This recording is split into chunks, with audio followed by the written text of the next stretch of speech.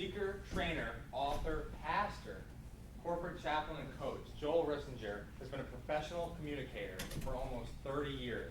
He has done workshops, keynotes, and radio advertising or programming for organizations like WTIC Radio, WIHS, WSDK, the Chamber of Commerce, Rotary Clubs, Iron Sharpens Iron, Life Innovations, and numerous others. Joel has completed the famous Bill Gove Speech Workshop and is a certified speaker and coach with the John Maxwell Group. Let's welcome, with my pleasure, today's speaker, Joel Rissinger.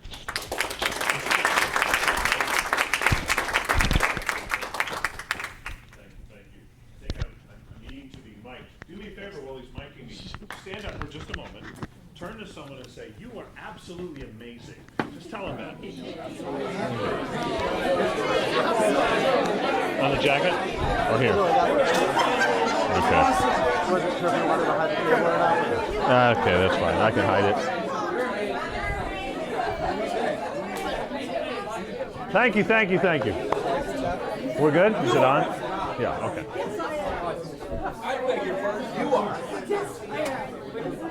And I had to do that because you are. This is my first meeting, and this has been absolutely wonderful. Thank you so much. Really loving it. Yeah, amazing. It's amazing. So several years ago, it's probably close to 20 years ago or more now, my kids were little. My daughter was 3, my son was 5, and we were at a conference in Niagara Falls, New York. And there were probably 2,000 or 3,000 people there. And we were seated at the speaker's right, kind of over here in about the third row. Now, it was a family-friendly conference, so that was fine, you know. And the speaker, as we sometimes do, got a little wired, a little excited at one point, you know. And so he says, everything I've been talking about today is going to happen. It's all going to come to pass. Everything I predicted is going to happen. But the question is, when? When? When? And before we could stop her, in fact, before we noticed what she was doing, my 3-year-old daughter, Shelley, climbed up onto her chair, put her hands on her little hips like this, gave him a stare that would melt solid steel like that, and screamed at the top of her lungs, "I don't know!"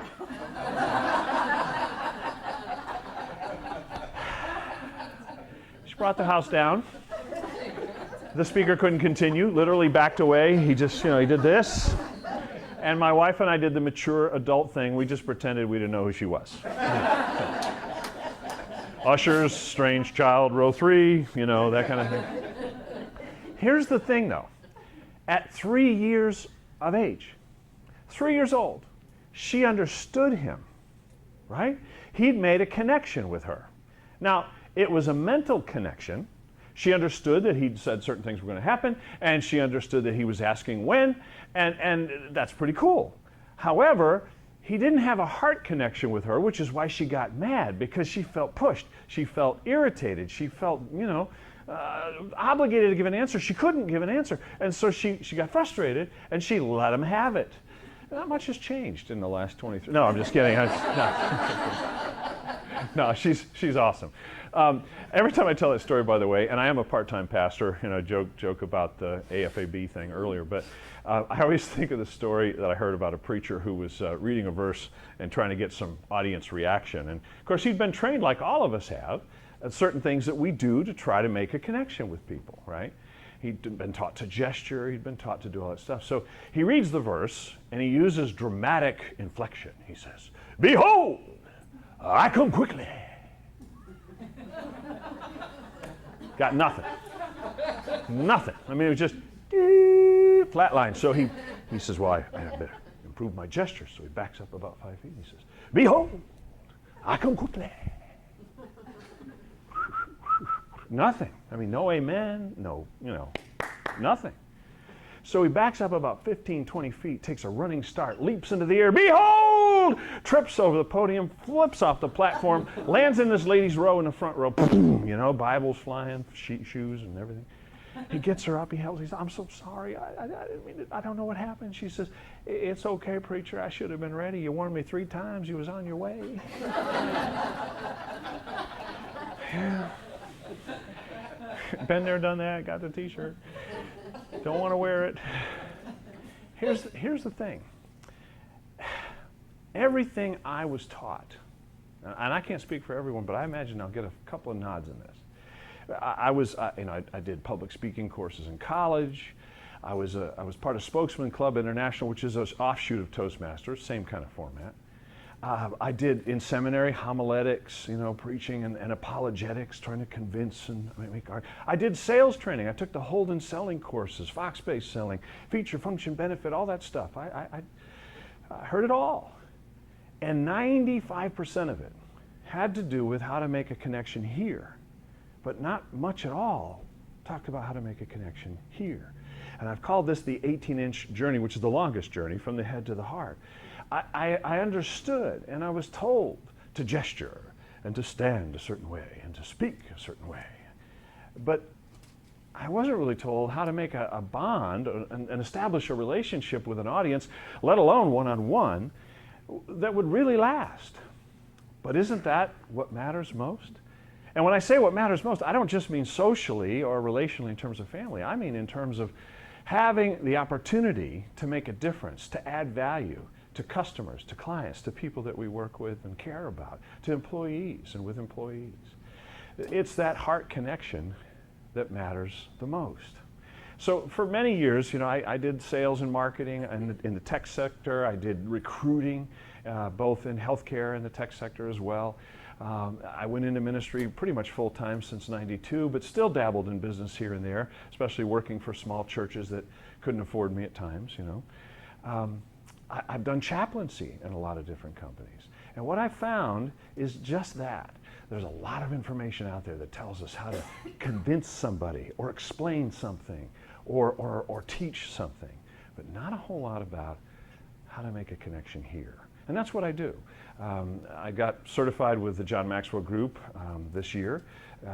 Followed John's stuff for years, loved it, but decided to bite the bullet and go ahead and get certified to teach what John teaches. Now, John wrote a book a few years ago called Everybody Communicates, but Few Connect. And it has become the basis for half-day workshops that I do and coaching that I do and other things as well. And I absolutely love it. And so, I think for me the biggest challenge is being able to help people answer the three questions that everybody asks when they meet us. And I'll give you those quickly, and then won't have time to develop it much, but I'm happy to talk to you offline, and that's pretty much what I do in the workshop, is answer these three questions, or really help people answer these questions with a resounding yes. The first question people ask when they meet us or when they hear us speak is, do you care about me? Now, I don't mean do you care about my business? I don't mean do you care about my wallet? I don't mean do you care about my mission or yours? They don't mean that. The question is, do you as a person, as a human being, really care about me as a person? And the answer must be yes if we want that heart connection that's going to last. And there are ways to answer that question with a yes. There are ways to answer that question with a no real fast too. And we have to be sincere in order for that to work. Second question everybody asks is, can I trust you?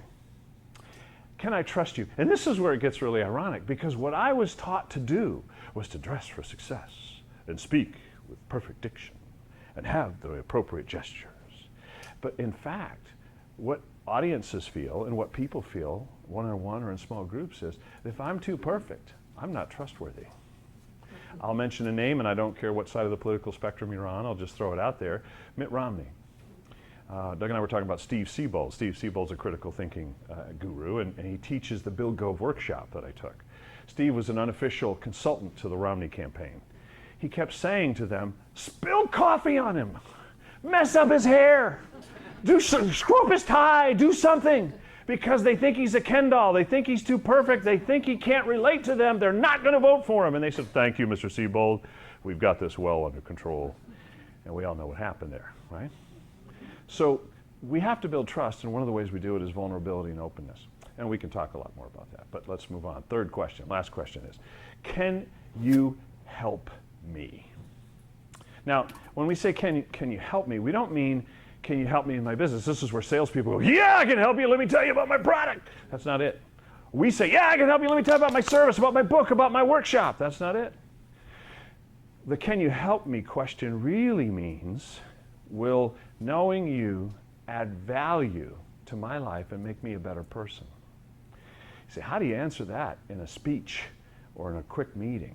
Well, you can't perhaps completely answer it, but you can make a lot of ground. You can cover a lot of ground in the direction of answering that with a yes, by just in terms of the questions you ask and the reflective way you listen to people when they speak. So, I'll tell you another quick story. A couple of months ago, I walk my dog early in the morning, and it's dark. And I was out one morning, and I let him go in the park because there's no one there. It's 5 o'clock in the morning. It's, it's safe.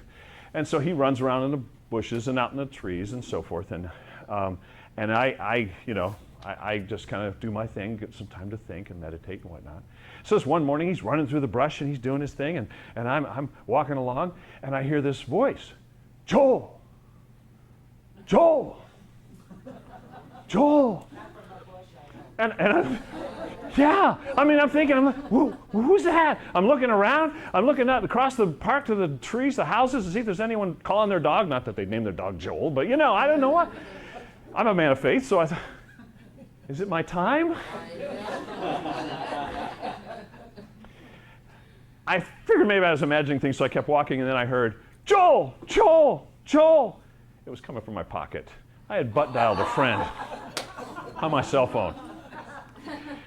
He was very intently trying to get me to turn it off and leave him alone at 5 a.m.